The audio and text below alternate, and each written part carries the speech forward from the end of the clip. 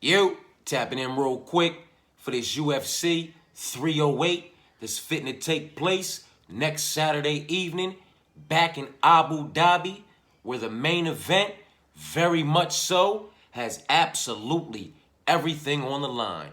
You know what I'm talking about? Between Iliato Pura and Max Holloway. This video right here, this the full card breakdown and predictions, man. I'll do my best as not to hold y'all ear hostage for too long. Let's go ahead and dive into it, man.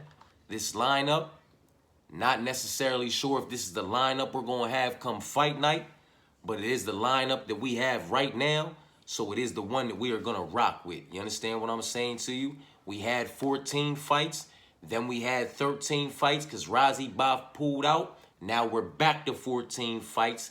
Renat Fakhretdinov has got a replacement in Carlos. You understand what I'm saying to you? So we back to 14 fights. We back to right where the fuck we supposed to be. You know what I mean? First fight of the night, man. Complete pass as far as I'm concerned. Betting, parlaying, and all that. Unless we're talking about haymakers for the prelims or haymakers for the whole card. You understand what I'm saying? Listen, for the sake of a pick, I'm going to rock with the slight favorite, man. Bruno's not somebody I ever been high on. Bruno currently sitting at plus 105 on the money line. And Ismail is sitting at minus 125 on the money line. And I'm going to go ahead and side with the slight favorite for the first fight of the night in Ismail as far as a pick is concerned. But I want absolutely nothing to do with this fight. First fight of the night, question marks on both sides. It checks off so many boxes in the complete pass section. You understand what I'm saying to you? Leave it the fuck alone. Unless you know something I don't and you're highly confident on one side or the other. For the sake of a pick, we rocking with the slight favorite, Ismail, for the first fight of the night, if that's how you say his name properly. Then we have Ebo, boy oh boy, these first two fights, versus Hafel.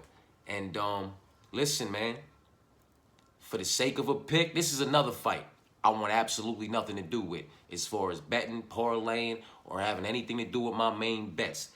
Prelim, haymakers or Hail Marys for the whole card. We could possibly, maybe, talk about these two fights. But with 14 fights, we really don't need to do that unless we're on the app and we're trying to smack all 14 fights. You understand what I'm saying to you? I don't want anything to do with it.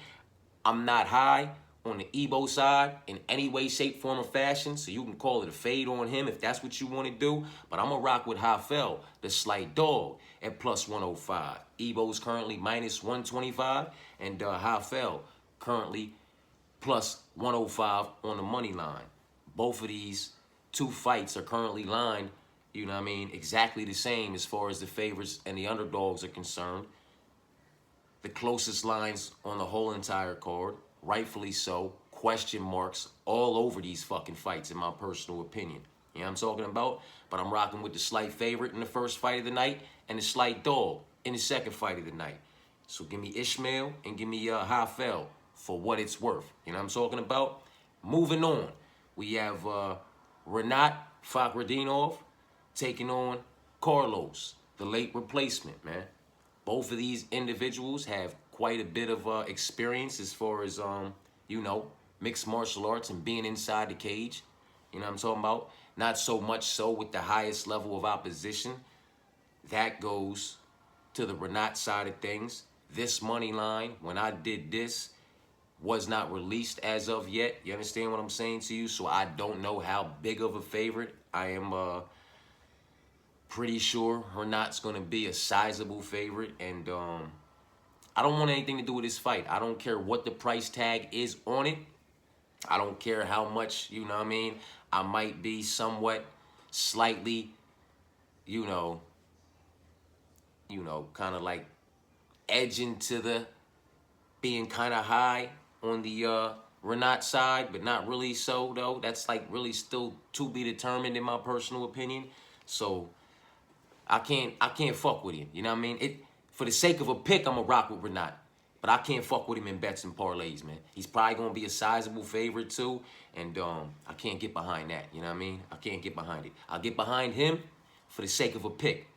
But this is 3 fights I want absolutely nothing to do with. My action starts, incoming next. You know what I'm talking about? But these first 3 fights, give me the slight favorite in Ishmael over Bruno.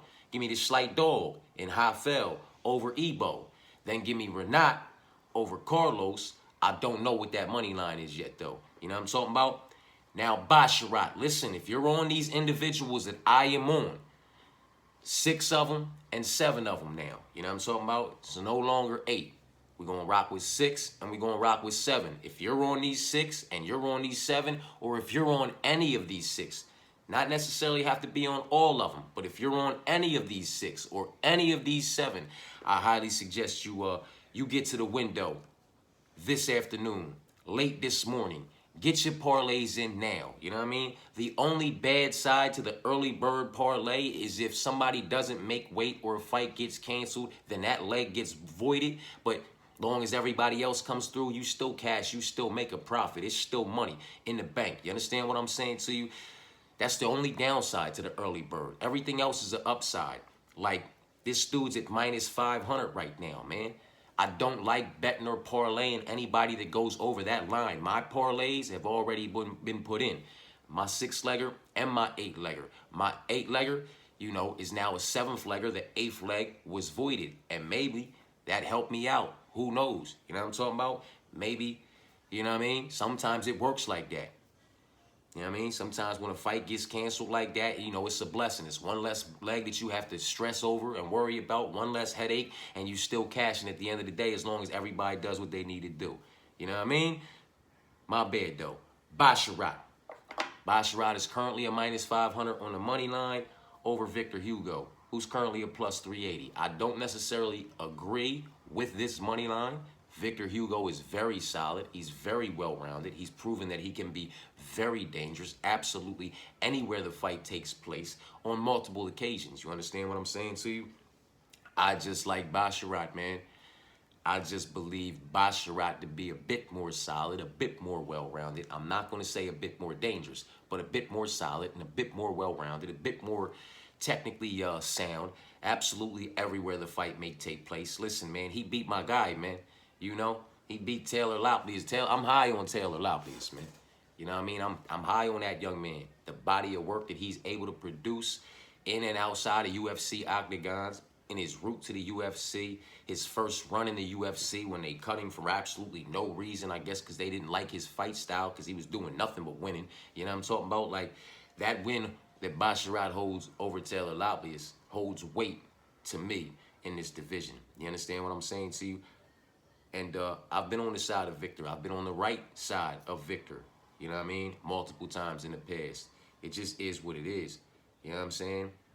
Basharat is the better all-around mixed martial artist who's going to do the better, solid, you know what I mean, all-around body of work over the course of 15 minutes and take this one via unanimous decision, 2 rounds to 1. You know what I mean? 2 rounds to 1. Victor's probably going to get round 1 or round 2. He might get one of them. Maybe he gets round 3. Maybe he gets none of them. Maybe it's 3 rounds to none. I'm high on Basharat. Basharat's the pick, man. Kennedy versus Chris. Kennedy's minus 550 right now, and Chris is a plus 400. For what it's worth, Kennedy's the pick. I want absolutely nothing to do with this fight. Obviously, it's over the minus 500 line. To be honest with you, there are question marks there. You know what I'm talking about? Kennedy did fumble the bag as a significant favorite against Ovin St. Preux via split decision. Chris is a bit more active than an Ovin St. Preux. He just utilizes the octagon. He moves, he kicks, he taps, he jabs, he punches, he spinning heel kicks. He throws all types of unnecessary shit sometimes, but he's very active. You know what I'm talking about? He's very active for a heavyweight that size, you know what I mean? And Kennedy cannot go in there sleeping on him. Kennedy does not belong being a minus 550 over absolutely anybody inside the UFC octagon after I cashed with Ovin St. Preux at plus 500, you know what I mean, when he went up against him. You know what I mean? I know I'm not mistaken. That was Kennedy and Chuckwood, right? That was Kennedy. I ain't tripping. That was Kennedy. It was Kennedy that fumbled that big-ass bag, you know what I mean? And I would not be surprised if he fumbled the bag, you know, to Chris. Now, this isn't the matchup that Chris just had. That's why I'm not on the side of Chris. You know what I mean? Styles makes matchups, and this is a very different stylistic matchup, in my personal opinion, for Chris than that of his last matchup that was scrapped. You understand what I'm saying to you? Where I was on the side of him as a plus 250 underdog. You know what I mean? This isn't that fight. Kennedy's not that guy, and he should be able to go ahead and get this one done. But with that being said, he's minus 550. He was a significant favorite, leaving OSP a plus 500 dog that I cashed with. He's fumbled the bag as a heavy favorite before, man. You know what I mean? Not somebody I can recommend anybody getting behind at that price tag for any way, for any reason at all, in any way, shape, form, or fashion. He's minus 550. What the fuck is he gonna do for you? With the exception of being in a 6-leg, 7 or 8 leg parlay, 9 or 10 leg parlay. You know what I mean? It's the only reason why Basharat and Magomed Ankalaev are able to motherfucking shit, and even Jeff Neal right now with their price tags. It's the only reason, like, their price tags are getting out of control. They were a bit less significant when I first parlayed them up. I'm going to continue to parlay individuals up throughout the week. You understand what I'm saying to you? Because my main parlays are already in. Now I'm going to start putting my dog plays and my other little situations in. You know what I'm talking about? See if I can't hit the whole card, do my prelim, my main card, and all that kind of shit, the spicy shit. You know what I'm talking about? I've already put my main ones in, though. Nothing for the prelims, nothing for the main card, because it's on the whole card spread out. My 6 and my 7 now, but it was 6 and 8 when I put them in. But the money lines is getting crazy, man. And you cannot in any way, shape, form, or fashion confidently get behind Kennedy and Chuckwill at minus 550 unless you're doing a haymaker and making him a 6th, 7th, 8th, 9th, you know, going into the Hail Mary with the 8th, 9th, and 10th legs. You know what I mean? Them haymakers, in my personal opinion, start at 6. You know what I'm talking about? And 7. And then Hail Mary start at 8, 9, and 10. And on up if you're trying to take care of the whole card on the app. But other than that, it's no reason to risk minus 550 with Kennedy and Chuckwill against anybody, especially Chris. Chris is somebody who can definitely fuck up a parlay with a spinning heel kick or some crazy flying knee or just some off the wall ridiculous. Man, this motherfucker would jump off the cage like fucking Anthony showed, you know what I mean? Like Anthony Pettis, you know what I mean? And just boop bow bip like he did to Benson Henderson, or jump off the motherfucking cage like he did with the fucking Superman punch to Wonder Boy Thompson. You know what I mean? Like, that's the shit a 5'8", almost 300 pounds when he walks into that motherfucking cage, Chris Barnett is capable of doing. I would never get behind anybody at minus 550 behind Chris unless it was like, you know, Francis Ngannou, Stipe Miocic, Tom Aspinall, and even then they're still in haymakers and Hail Marys because they're minus 550. You know what I'm saying? My bad, y'all. Let's keep it pushing, man. So far, it's a slight favorite to kick the card off in Ishmael, the slight dog, and that's Ishmael over Bruno, the slight dog, and Hafel over Ebo. I don't know what the line is on Renat, but it's Renat over Los. It's Basharat over Victor. It's Kennedy over Chris. And a boost. A boost versus Bruno.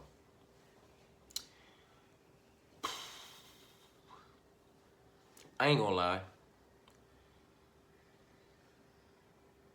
This is the hardest fight on the card to pick. For me. So I'm gonna fire up. Because this is, by far, in my personal opinion, just me, for me, this is the one I struggle with, man. I don't like a boost. I don't like a boost. I don't like to see a boost win. You understand what I'm saying to you? I'm not a fan of a boost in any way, shape, form, or fashion. Fucking a boost. You know what I'm talking about? I like Bruno. I'm not high on Bruno. You know what I'm talking about? Bruno does not have a high ceiling, but I like the guy. You know what I mean? I like him. He goes out there. He takes risks. He's not afraid to take risks. He's kill or be killed in that aspect. Usually he does the killing, though. He doesn't do too much getting killed. You know what I mean? 9 knockout wins, 1 knockout loss, 3 submission wins. You know what I'm talking about?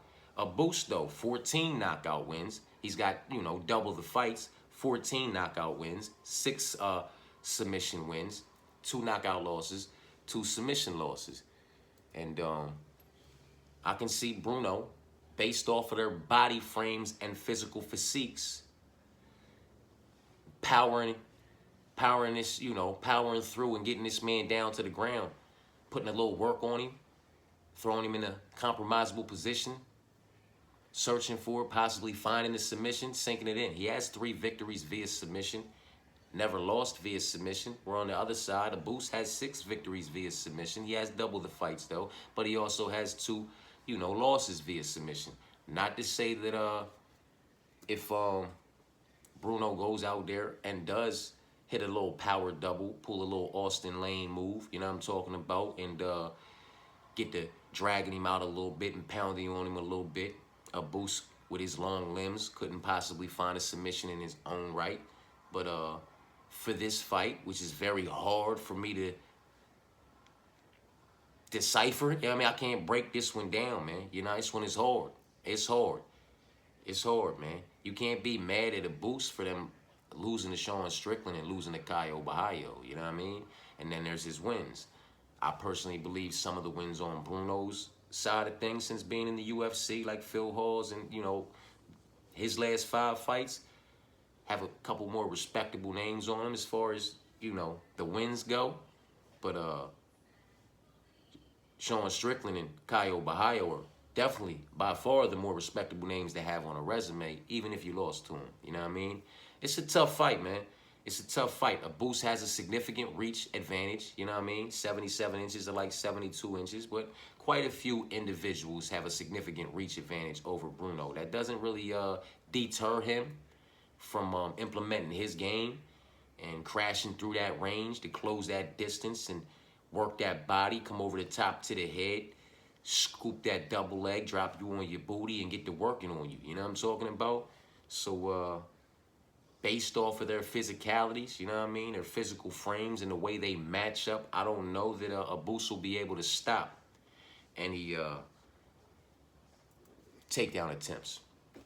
With him being, taller and over and having to lean down like that he's not going to be able to just stuff those. Anthony Hernandez out there looking like Randy fucking Couture last night, you know what I mean? That's all I kept saying. Like, he was putting on a body of work that just looked like the natural Randy Couture, man. Everything he was doing was just Randy Couture-esque. The way he just smothered him and just suffocated him and didn't let him breathe, but at the same time helped him up at the end of every round. Like, come on, man, I'll walk you back to your motherfucking corner, but you fitting to catch this ass whipping for 5 minutes.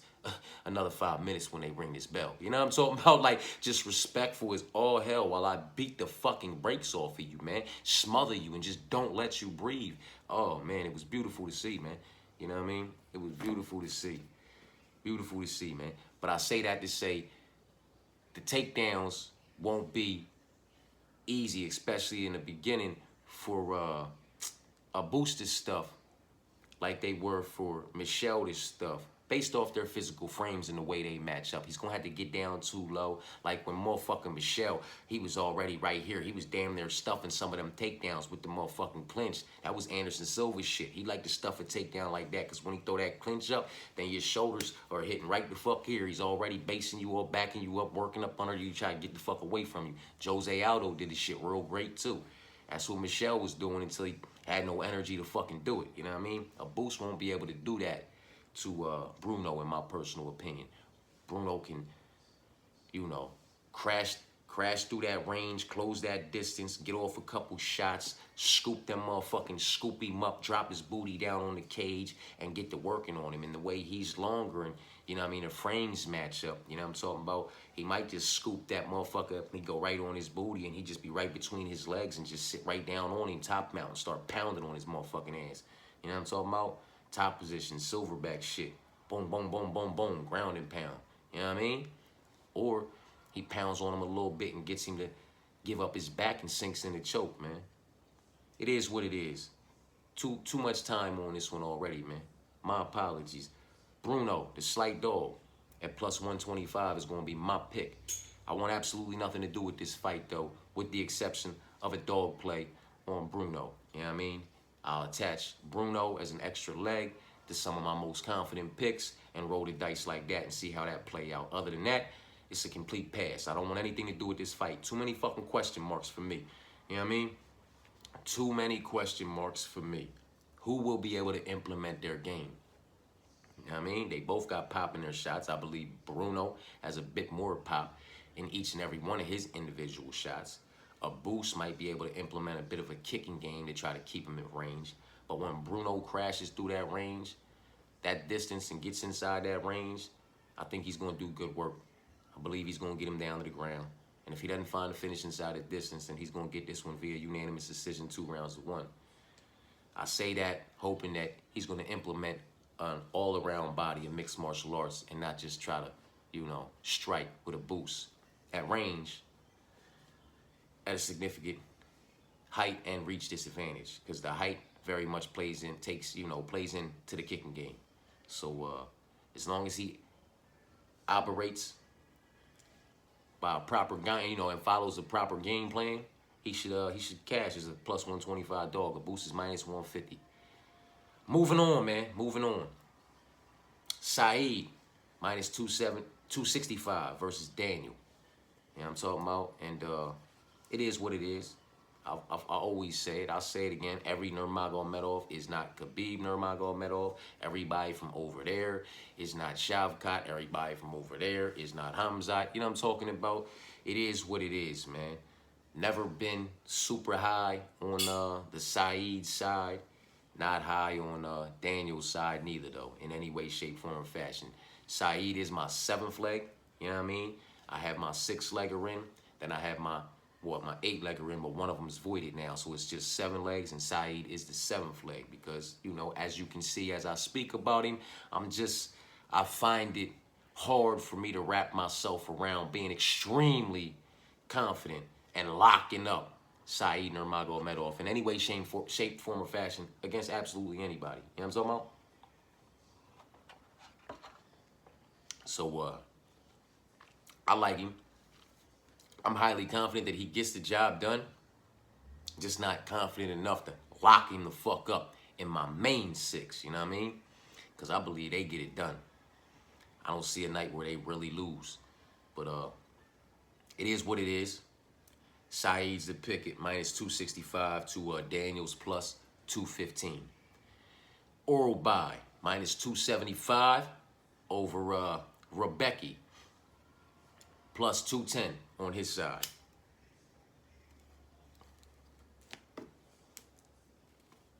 I like Mikdai Beck Oral buy, man. I like this guy. I like this guy like I like Asu. You know what I mean? I like him. And I'm going to rock with him until proven otherwise, or until properly matched up against a level of opposition that I know better than to go against. You understand what I'm saying to you? In my personal opinion, that is not the case in this situation. You know what I mean? Mikdai Oral buy will justify minus 275 over Rob Becky, man. Over that meatball. You know what I mean? Not high on him, man. Not high on him in any way, shape, form, or fashion. And I can see Oral buy. He's one of my 6, obviously. I can see Oral buy, getting this one done via KO, TKO inside the distance, from clipping and disconnecting him from his consciousness in a striking exchange, via KO, TKO inside the distance, from ground and pound, top position, via submission from a club and sub type situation, via submission just by putting him in a compromisable position, searching for it, finding it, sinking it in, locking it up, and getting him out of there inside the distance via submission, or via unanimous decision, 3 rounds to none, by just doing the better work absolutely everywhere over the course of 15 minutes if Rebecca survives for the unanimous decision. Mikdai Oral buy is the pick at minus 275, man. You know what I'm talking about? He'll be like 400 come fight night, trust and believe. He's going to start getting parlayed up. He already has, but he's going to continue to do so. That's the prelims. You know what I mean? We got slight favorite to kick the card off First fight of the night, complete pass as far as betting and parlaying is concerned. Main bets, main parlays, unless you know something I don't know. You know what I mean? To each their own. Do what you do. You know what I'm talking about? But the slight favorite in Ishmael over Bruno. Then the slight dog in Hafel. I believe he's undefeated to go ahead and keep his O moving forward, at least against Ebo. You know what I'm talking about? We'll talk about that O possibly having to go when we see who he's matched up with next, man. But I'm not high on the Ebo side, so it's definitely Hafel at plus 105 as a slight dog. Renat, don't know the money line, but I'm assuming he's a significant favorite. You know what I'm talking about? Basharat is a significant favorite. Kennedy, for the sake of a pick. Let's get all this out the way, though. That first fight of the night, the pick is Ishmael. The slight favorite, but it's a complete pass, man. Second fight of the night, the pick is Hafel over Ebo. The pick is Hafel as a slight dog, but it's a complete pass, man. Hanat versus Carlos, the pick is Hanat, but it's a complete pass, regardless of what the money line is, unless we're talking about haymakers. Action starts with Basharat. He's a significant favorite, but he is the pick. And then Kennedy, he's the pick, but it's a complete pass. You understand what I'm saying to you? Bruno, he's the pick as a slight dog, but it's a complete pass unless we're talking about a dog play. You know what I mean? Or haymakers for the prelims, Hail Marys for the whole card type shit. You feel what I'm saying to you? Saeed's the pick. I'm highly confident he gets the job done. I just chose not to lock him up in my main 6. He is in my 7 picks, though. Oral buy, part of my main 6, man. Part of my main 6. That's the prelims. Let's talk about this main card. We got Neil. Neil's a minus 310 favorite right now over Rafael Dos Santos, man. Rafael Dos Santos is a plus 250. It's hard to see some of these individuals, man, with these price tags next to their name. You know what I mean? But it is 2024, and they did have their run. They did have their day. They did have their time. They played King of the motherfucking Hill with the best of them in a murderous division. Dos Santos was down there at 155 until he came up. And he's done good work absolutely everywhere he's ever been, man. But Jeff Neal, 2024, I don't necessarily know if he's going to justify a minus 310 price tag, but he is the pick to kick off the main card and get this one done in some way, shape, form, or fashion, more times than not via unanimous decision, 2 rounds to 1. But I would not be surprised if this one went to a bit of a tighter, maybe a split. But Jeff Neal is still going to be the pick to do the better body of work over the course of 15 minutes. Dos Santos just isn't as relentless, aggressive, or as efficient with his wrestling, grappling, and ragdolling up here at 170 and in these later days. You know what I'm talking about? If he was still, the Rafael Dos Santos from back in the day, that was just Rafael Dos Santos and everybody all over the place, much like Khabib used to, it'd be a different story. But that was at 155, and that was a different time. You know what I mean? So the pick is Jeff Neal, man. We have a good fight, man. This is going to be a good fucking fight. This is going to be a good... If we didn't have some of these other fights on here, I'd say that this one would definitely be working in, for fight of the night type shit. But there's too many other good ones on here, especially coming after it. Shar is a minus 185 favorite. The Armin money line is right. This money line is right in my personal opinion. Shara should not be any higher than a minus 185. Armin shouldn't be any higher than a plus 155 underdog. If anything, it could be a little bit closer. It's going to be a good fight. I just believe Shara is going to be able to do the better work over the course of 15 minutes, man, and edge Armin out via unanimous decision. 2 rounds to 1 for Shara via unanimous decision. Magomed versus Ratchik. Another money line I don't necessarily agree with, because Magomed Ankalaev is not somebody who goes out there and necessarily looks like minus 400 or minus 500, minus 350 against absolutely anybody, and rightfully so. He's at the top of the heap, top shelf. You know what I mean? It's his top, top tier competition as far as this division is considered. You know what I mean? In my personal opinion, they are amongst, the elite up here. So it's hard to look minus 500. It's hard to look minus 410. It's hard to get behind somebody, you know what I mean, with that price tag. You feel me? Magomed's part of my 6. Magomed is most definitely the pick. Via unanimous decision. 2 rounds to 1. You know what I mean? Would I be surprised if he found a finish inside a distance via submission? No, I wouldn't, but he'd have to be the one to initiate that and get it down, which I would hope that he does. You know what I'm talking about? Ratchik, that's Alexander, however you say his name. That's a dangerous boy, man.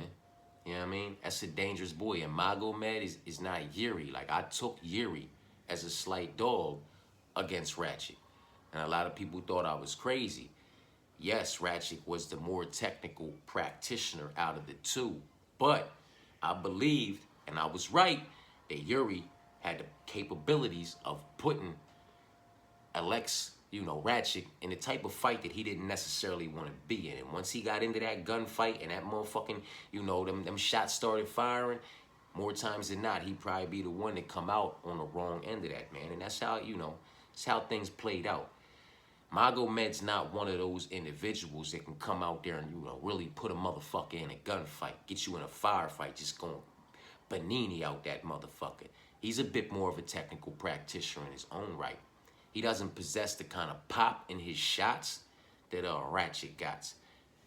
And that's why he very much so needs to implement the all-around body of mixed martial arts to get this one done. I'm confident he does, because I'm confident he wants that, shot at the strap, or at least another title elimination. You know what I mean? Like, he wants to get back in that running, and he needs this one to, be able to do so. And you would assume that he needs this one inside the distance in some type of spectacular fashion via submission or something like that. If it happens via KO, TKO inside the distance, that's even better for him. You know what I mean? But you would think he would want to put a stamp on this one.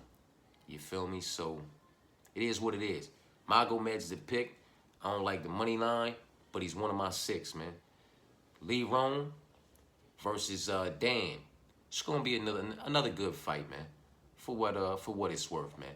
Lee Roan's at minus 200. The Dan Ige's plus 165, and I'm on the Lee Roan side, man. That O is gonna go at some point. It's just about when will it go, and who will be the one that takes it from him. Is Dan Ige the individual that's going to do it on Saturday next weekend? I personally do not believe so.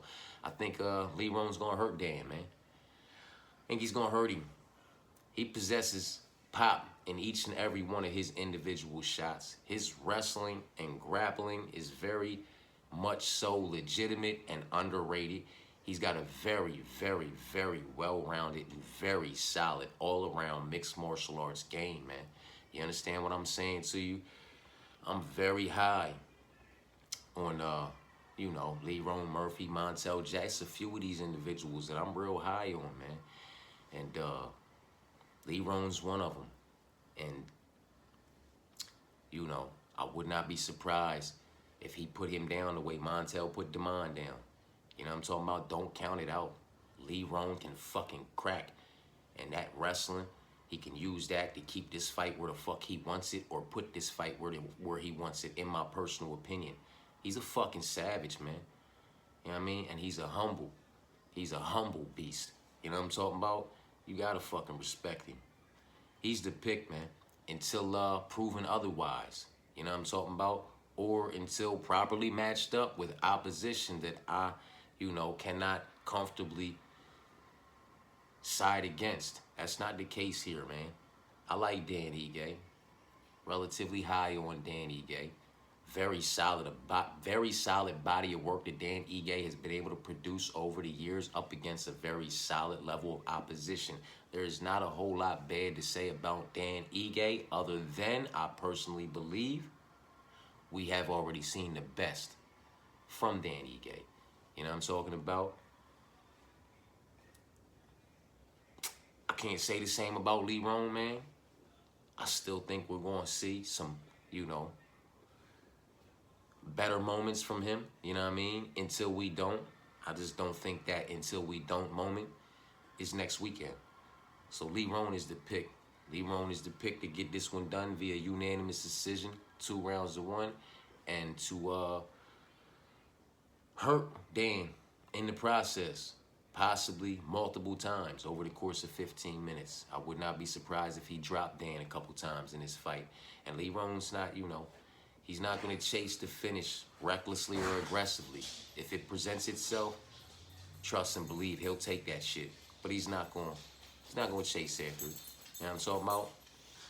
Co-main event. We got Bobby Knuckles, man. Bobby Knuckles at plus 185 to Khamzat Chimaev's minus 225. Boy, oh boy. Bobby motherfucking Knuckles. It's my guy, man. It's my guy. This fight is a complete pass. You know what I'm talking about?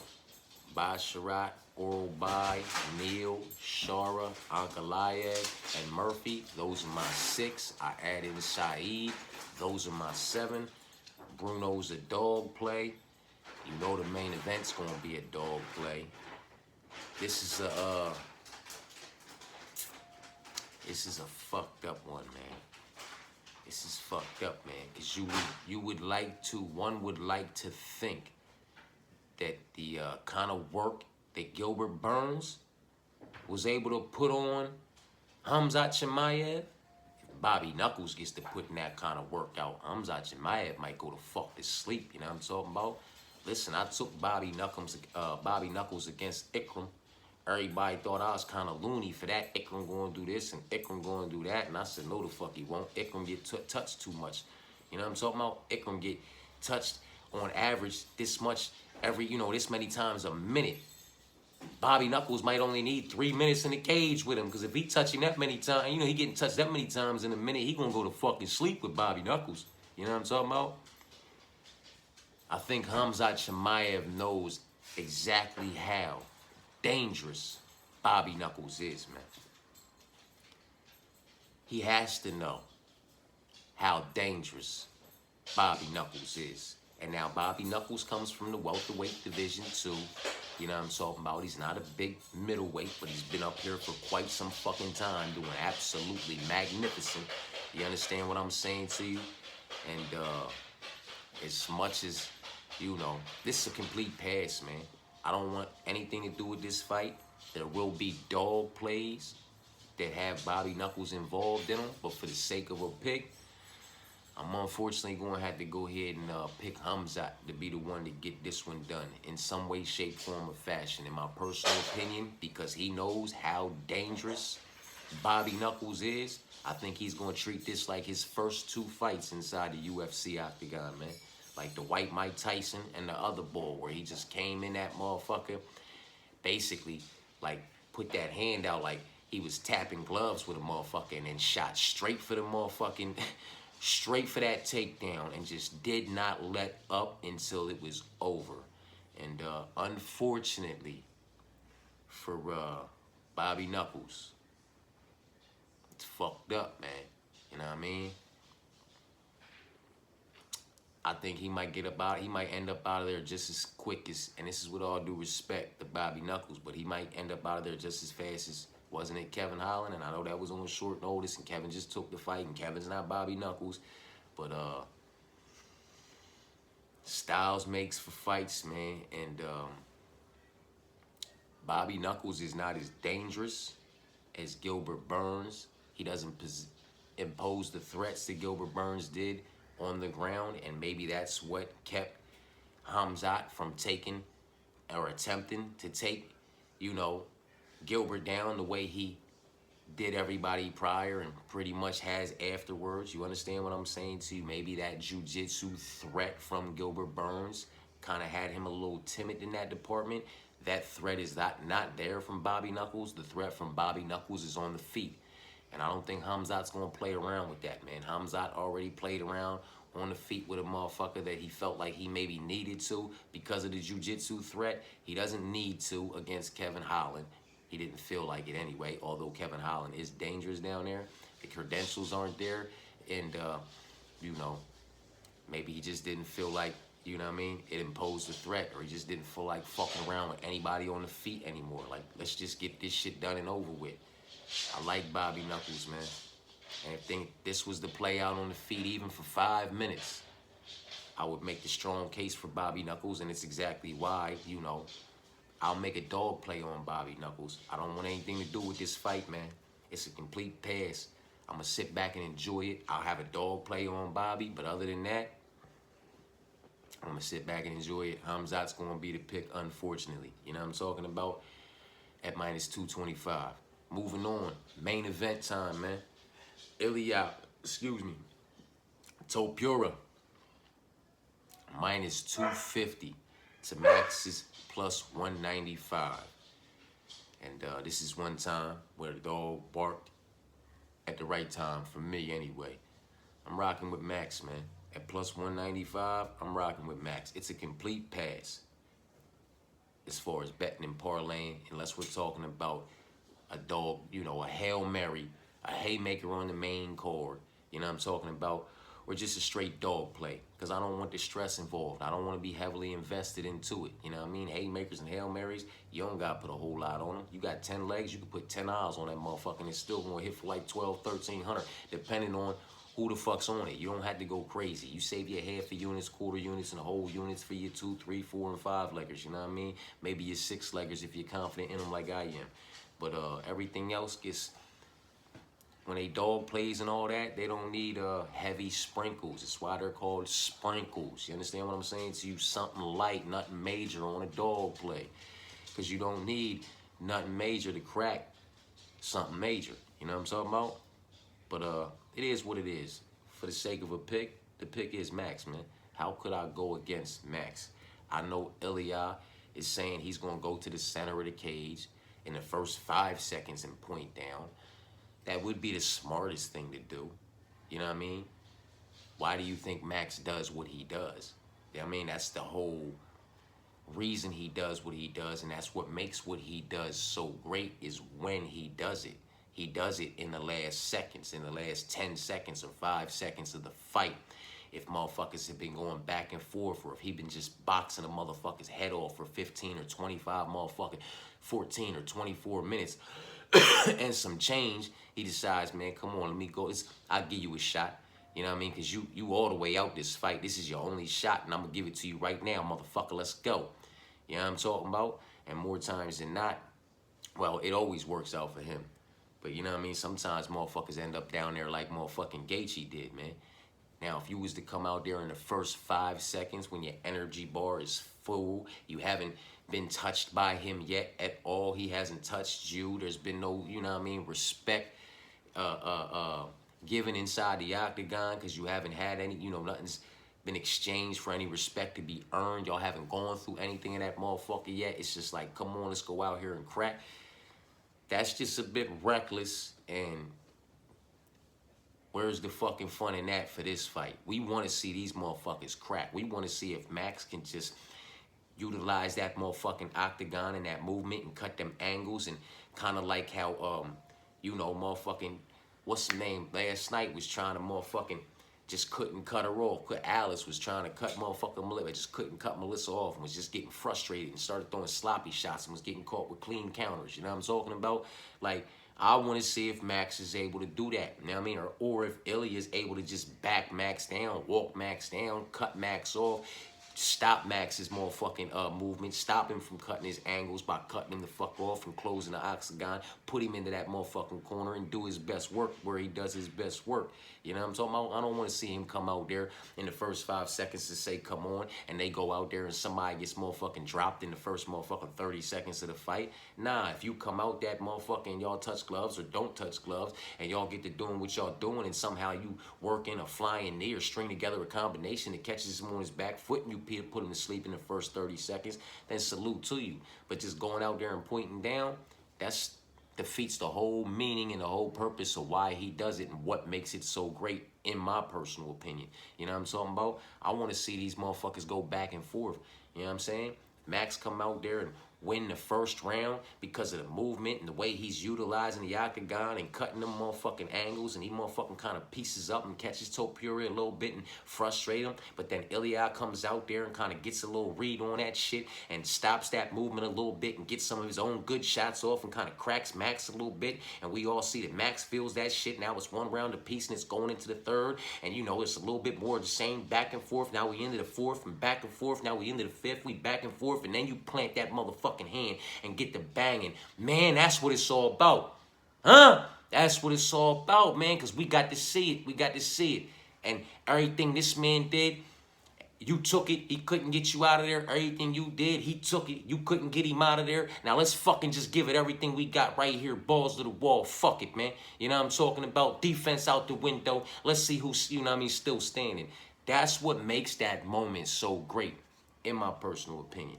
So, he's trying to get himself out of that dogfight and that war by saying, let's do it in the first 5 seconds, in my personal opinion.